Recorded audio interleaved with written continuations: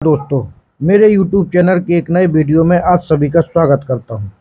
आज के वीडियो का मुख्य विषय है भारत के प्रमुख राजनीतिक दल या राष्ट्रीयकृत दल। तो राष्ट्रीयकृत दल क्या होते हैं, राष्ट्रीयकृत दल के लिए क्या क्या शर्तें पूरा करना पड़ती हैं किसी भी दल को, और इसके क्या फ़ायदे होते हैं, और भारत में कितने प्रमुख राष्ट्रीयकृत दल हैं या राष्ट्रीय दल हैं, इनके बारे में विस्तार से इस वीडियो में चर्चा की जाएगी। तो ज़्यादा समय न लेते हुए चलिए प्रारंभ करते हैं। राष्ट्रीयकृत दल क्या होता है? राष्ट्रीयकृत दल वह होता है जो राष्ट्रीय स्तर पर उपस्थित हो, जिसकी उपस्थिति राष्ट्रीय स्तर पर हो, जो पूरे देश में सर्वमान्य हो। जबकि क्षेत्रीय दल क्या होता है? जबकि क्षेत्रीय दल केवल किसी विशेष राज्य में, पर्टिकुलर किसी राज्य में उपस्थित होता है। क्षेत्रीय दल केवल किसी राज्य विशेष या क्षेत्र विशेष तक सीमित होता है। राष्ट्रीय दल आमतौर पर बड़ी पार्टियां होती हैं, जैसे कि कौन सी पार्टी? जैसे कि भाजपा है, कांग्रेस है, और भी अन्य पार्टियां हैं जिनको राष्ट्रीयकृत दल के अंतर्गत रखा गया है। लेकिन कुछ छोटे राजनीतिक दलों जैसे कम्युनिस्ट पार्टी को भी राष्ट्रीयकृत पार्टी में शामिल किया गया है, क्या राष्ट्रीय दलों के रूप में मान्यता प्राप्त है।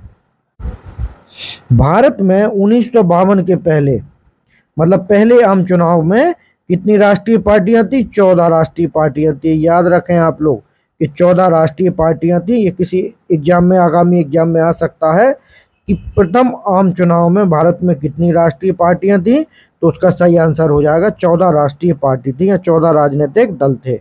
भारतीय चुनाव आयोग चुनाव को, राजनीतिक दलों को क्या करता है? पंजीकृत करता है या उनका रजिस्ट्रेशन करता है। इसके बाद पंजीकृत करने के बाद चुनावी फॉर्मेट के आधार पर राष्ट्रीय या राज्य स्तरीय दलों की मान्यता देता है।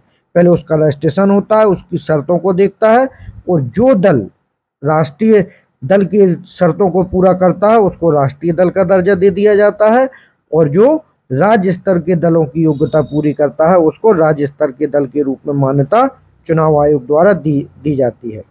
किस आधार पर दिए जाते हैं? राजनीतिक दल जनप्रतिनिधित्व अधिनियम 1951 के तहत राजनीतिक दल जनप्रतिनिधित्व अधिनियम 1951 के अनुसार राष्ट्रीय दल या राज्य दल के रूप में मान्यता प्राप्त करता है कोई भी दल। तो ये भी आप लोग याद रखें कि किसके तहत, किस अधिनियम के तहत? तो राजनीतिक दल जनप्रतिनिधित्व अधिनियम, इस अधिनियम को याद रखें। 1991 के तहत किसी भी दल को चुनाव आयोग राष्ट्रीय दल या राज्य का दल या स्थानीय दल के रूप में मान्यता प्रदान करता है। अब हम यहाँ देखेंगे कि किसी भी राष्ट्रीय पार्टी को राष्ट्रीय पार्टी का दर्जा प्राप्त करने के लिए किन किन शर्तों या मान्यताओं को पूरा करना पड़ता है। तो सबसे पहली शर्त है, यदि कोई पार्टी लोकसभा, विधानसभा के आम चुनावों में 4 या 4 से अधिक राज्यों में वैध मत का 6% मत प्राप्त करती है, तथा साथ ही वह किसी राज्य या राज्य के लोकसभा में 4 सीटें प्राप्त करती है। इसका सीधा है कि लोकसभा या विधानसभा में के आम चुनाव में 4 या 4 से अधिक क्या करती है? वैध मतों का, मतलब 6% मत प्राप्त करती है, और राज्य के लोकसभा में 4 सीटें प्राप्त करती है। तो पहली अर्हता ये है कि इस आधार पर चुनाव आयोग उसको राष्ट्रीय दल के रूप में मान्यता दे सकता है। अगली शर्त है, यदि वह लोकसभा में 2% स्थान अर्थात 11 सीटें जीतता है या जीतती है, और यह सदस्य 3 विभिन्न राज्यों से चुने जाते हैं। ठीक है, तो लोकसभा में 2% स्थान प्राप्त किए हों उस राजनीतिक दल ने, अर्थात 2% मतलब 11 सीटें जीतती है, और यह 3 विभिन्न राज्यों से चुने जाते हैं, 3 अलग अलग राज्यों से चुने जाते हैं। तो इस आधार पर भी उसको राष्ट्रीय दल की मान्यता दी जा सकती है। इसके बाद अगली जो शर्त है, यदि कोई दल कम से कम 4 राज्यों में राज्य स्तरीय दल के रूप में मान्यता प्राप्त हो, मतलब कम से कम देश के 4 राज्यों में राज्य स्तरीय दल के रूप में उसका रजिस्ट्रेशन हो या मान्यता प्राप्त हो। जैसे कि एग्जाम्पल के रूप में आम आदमी पार्टी को लेते हैं, आप पार्टी को लेते हैं, तो इसने दिल्ली में 64 सीटें जीती, पंजाब में 92, गोवा में 2 और गुजरात में 5। इस आधार पर, इसी क्राइटेरिया के आधार पर आम आदमी पार्टी को राष्ट्रीय दल का दर्जा मिल गया है। आगे देखते हैं। अब हमें देखना है कि राष्ट्रीय पार्टी को क्या क्या फायदे होते हैं। अगर कोई पार्टी राष्ट्रीय पार्टी बन जाती है तो चुनाव आयोग द्वारा उसको क्या क्या फायदे दिए जाते हैं। तो सबसे पहला फायदा है कि पूरे देश में एक चुनाव चिन्ह उपयोग करने का अधिकार मिल जाता है। मतलब राष्ट्रीयकृत जो पार्टी है, राष्ट्रीय पार्टी के लिए को पूरे देश के लिए एक ही चुनाव चिन्ह रहता है उसका, वो एक ही चुनाव चिन्ह पर पूरे देश में चुनाव लड़ सकती है। चुनाव चिन्ह बहुत महत्वपूर्ण भूमिका अदा करता है क्योंकि कोई दूसरी पार्टी उस चुनाव चिन्ह को यूज नहीं कर सकती। मतलब जो राष्ट्रीयकृत पार्टी का चुनाव चिन्ह है उसको कोई भी दूसरी पार्टी इस्तेमाल नहीं कर सकती अपने चुनाव चिन्ह के रूप में। दूसरा जो महत्वपूर्ण फायदा है, 40 स्टार प्रचारक रखने की अनुमति मिल जाती है। मतलब राष्ट्रीय दलों को या राष्ट्रीयकृत पार्टियों को 40 स्टार मतलब प्रचार करने वाले स्टार प्रचारक की अनुमति मिल जाती है।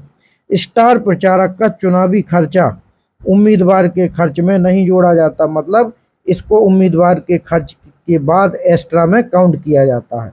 तथा राज्य स्तरीय पार्टी को 20 स्टार प्रचारक मिलते हैं। अच्छा, तो 20 स्टार प्रचारक राज्य स्तरीय पार्टी को, 40 स्टार प्रचारक राष्ट्रीयकृत पार्टी को।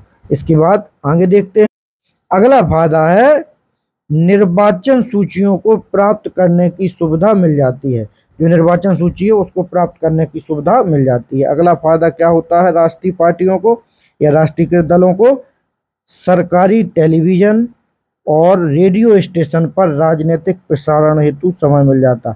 मतलब ये अपनी अपनी पार्टी का प्रचार सरकारी टेलीविजन पर, रेडियो स्टेशन पर कर सकते हैं और अपनी पार्टी को जीतने के लिए प्रचार और स्टार प्रचारकों के माध्यम से भी प्रचार अपनी पार्टी का, अपने चिन्ह का कर सकते हैं। अगला फायदा है नामांकन के लिए केवल एक प्रस्तावक ही आवश्यक होता है। ठीक है, तो एक प्रस्तावक होना चाहिए। तो अगर एक प्रस्तावक भी है तो नेशनल पार्टी के लिए उसकी योग्यता पूरी हो जाती है। यानी कोई उम्मीदवार नामांकन भरने जाता है तो उसे केवल प्रस्तावक की एक प्रस्तावक चाहिए उम्मीदवार बनने के लिए, एलिजिबिलिटी के लिए, नामांकन भरने के लिए एक प्रस्तावक की आवश्यकता होती है। तो ये महत्वपूर्ण फायदे हैं नेशनल पार्टी होने के लिए। इसीलिए प्रत्येक पार्टी चाहती है कि वो पार्टी आगे प्रोग्रेस करके या विकास करके राष्ट्रीय पार्टी की सूची में उसका नाम दर्ज हो जाए। अब हमें यहाँ देखना है कि देश में वर्तमान में कितनी ऐसी पार्टियां हैं जो राष्ट्रीय पार्टियों के रूप में या राष्ट्रीय दल के रूप में मान्यता प्राप्त हैं, जिन्हें चुनाव आयोग ने राष्ट्रीय दल के रूप में मान्यता दी है। तो वर्तमान में 6 ऐसे राष्ट्रीय दल हैं। इसमें सबसे पहले नंबर पे आ जाएगा, सबको पता है, भारतीय जनता पार्टी मतलब बीजेपी। बीजेपी के बारे में थोड़ा सा जान लेते हैं। बीजेपी की स्थापना कब हुई थी? बीजेपी की स्थापना हुई थी 1980 में। और इसके संस्थापक कौन थे? इसके संस्थापक अटल बिहारी वाजपेयी और लाल कृष्ण आडवाणी जी थे। और वर्तमान में बीजेपी के राष्ट्रीय अध्यक्ष कौन है? तो वर्तमान में बीजेपी के राष्ट्रीय अध्यक्ष हैं जेपी नड्डा जी। तो बीजेपी पार्टी राष्ट्रीय पार्टी। इसके बाद दूसरी राष्ट्रीय पार्टी है भारतीय राष्ट्रीय कांग्रेस। तो भारतीय राष्ट्रीय कांग्रेस के बारे में भी जान लेते हैं कि भारतीय राष्ट्रीय कांग्रेस की स्थापना कब हुई थी? 1985 में हुई थी। और किसने की थी? A.O. ह्यूम ने इसकी स्थापना की थी। और इसके वर्तमान में अध्यक्ष कौन है? तो वर्तमान अध्यक्ष है मल्लिकार्जुन खड़गे जी, इसके वर्तमान में अध्यक्ष हैं। हाँ, बीजेपी का चुनाव चिन्ह भी आप लोग सभी जानते हैं, कमल का फूल है। और कांग्रेस का चुनाव चिन्ह है हाथ का पंजा। इसके बाद अगली जो पार्टी है वो है बहुजन समाज पार्टी। इस पार्टी की स्थापना 1984 में हुई थी। और इसकी स्थापना किसने की थी? इसकी स्थापना की थी मान्यवर काशीराम जी के द्वारा इसकी स्थापना की गई थी। और वर्तमान में इसकी अध्यक्षता कौन कर रहा है? तो इसकी अध्यक्ष है सुश्री मायावती जी। और इसका चुनाव चिन्ह क्या है? तो इसका चुनाव चिन्ह आ जाएगा हाथी। इसके बाद अगली जो पार्टी है भारतीय कम्युनिस्ट पार्टी का है कि भारतीय कम्युनिस्ट पार्टी, जिसको सीपीएम मार्क्सवादी पार्टी भी बोलते हैं, इसकी स्थापना हुई थी 1964 में। और इसकी स्थापना किसने की थी? तो इसके संस्थापक हैं या फाउंडर हैं ज्योतिबा बसु या ज्योति बसु। ज्योति बसु ने इसके संस्थापक हैं। और वर्तमान में इसके प्रमुख नेता कौन से हैं? सीताराम येचुरी जो इसके प्रमुख नेता हैं। इसके बाद अगली पार्टी है नेशनल पीपल्स पार्टी एनपीपी। तो इसकी स्थापना कब हुई थी? इसकी स्थापना हुई थी 2013 में। और इसके संस्थापक कौन है? तो इसके संस्थापक थे पीए संगमा। और वर्तमान में इसके अध्यक्ष क्या हैं? वर्तमान में इसके अध्यक्ष हैं कॉनराड संगमा। तो ये हो गया एनपीपी पार्टी। इसके बाद अगली पार्टी है आम आदमी पार्टी या आप पार्टी। तो इसकी स्थापना कब हुई थी? इसकी स्थापना हुई थी 2012 में हुई थी। इसके संस्थापक कौन थे? तो ये पार्टी अन्ना आंदोलन के बाद इस पार्टी ने अपनी भूमिका या अन्ना आंदोलन में सक्रिय भूमिका निभाने के बाद अरविंद केजरीवाल ने इस पार्टी को शुरुआत की थी। और अरविंद केजरीवाल के साथ प्रशांत भूषण, योगेंद्र यादव, साजिया इल्मी व आनंद कुमार जैसे लोग भी इस पार्टी के फाउंडर के रूप में थे। और वर्तमान में इसके अध्यक्ष कौन है? तो वर्तमान में इसके राष्ट्रीय अध्यक्ष हैं अरविंद केजरीवाल। और इस पार्टी को अभी फिलहाल में ही राष्ट्रीय पार्टी का दर्जा मिला है। तो ये महत्वपूर्ण है।